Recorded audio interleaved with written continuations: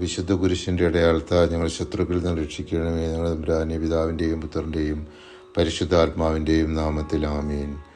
ആരാധനയിലെ അപാകതകൾക്ക് ഉത്തരവാദികളായ പുരോഹിതർക്കെതിരെയുള്ള ദൈവകോപത്തെ വിവരിക്കുന്ന വേദഭാഗമാണ് മലാക്കി പ്രവാചകന്റെ പുസ്തകം 1-ാം അധ്യായം 6, 7, 9, 10 തിരുവചനങ്ങൾ.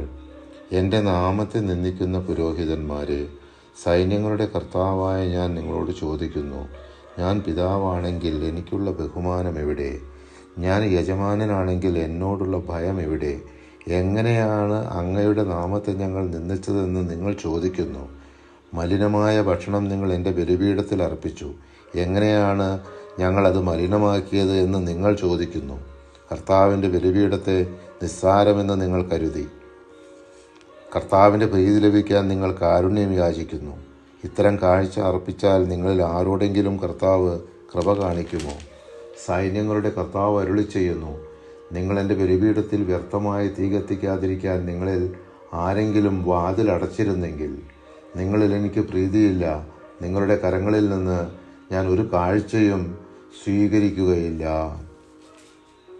നമ്മുടെ പുരോഹിതർ എല്ലാവർക്കും മാതൃകയായി വെറുപ്പും വിദ്വേഷവും കൈവിടിഞ്ഞ് അനുസരണ, പരസ്പര ബഹുമാനം എന്നീ അടിസ്ഥാന പ്രമാണങ്ങളിൽ ഉറച്ച് ദൈവകോപത്തിൽ നിന്നും പൈശാചിക ബന്ധനങ്ങളിൽ നിന്നും മോചനം നേടാൻ നമുക്ക് ഉപവാസത്താലും പ്രാർത്ഥനയാലും അവരെ സഹായിക്കാം. അനാദിപിതാവായ സർവേശ്വര, അങ്ങേ തിരുക്കുമാരൻ മരിച്ചതിന് ശേഷം തൻ്റെ തിരുഹൃദയത്തിൽ ശേഷിച്ചിരുന്ന രക്തത്തുള്ളികളും ഞങ്ങളെ പ്രതി ചിന്തി തൻ്റെ അളവില്ലാത്ത സ്നേഹത്തെ കാണിപ്പാൻ ഒരു കുന്തത്താൽ തൻ്റെ ഹൃദയം കുത്തപ്പെടുവാൻ അങ്ങ് തിരുമനസ്സായല്ലോ. താൻ അനുഭവിച്ച കഠോര മുറിവിനെ തൃക്കൺ പാർത്ത് ഞങ്ങളുടെ ഹൃദയങ്ങളിൽ നിന്ന് ദുഷ്ടാഗ്രഹങ്ങളെ നീക്കി പുണ്യാഗ്രഹങ്ങളെ ഉളവാക്കി ഇതുവരെയും ചെയ്ത സകല പാപങ്ങളൊക്കെയും പുറത്ത് ഞങ്ങളുടെ ആത്മശരീരങ്ങളിൽ നിന്ന് അങ്ങേ കോപത്തെ നീക്കി അരുളണമേ. ആമേൻ.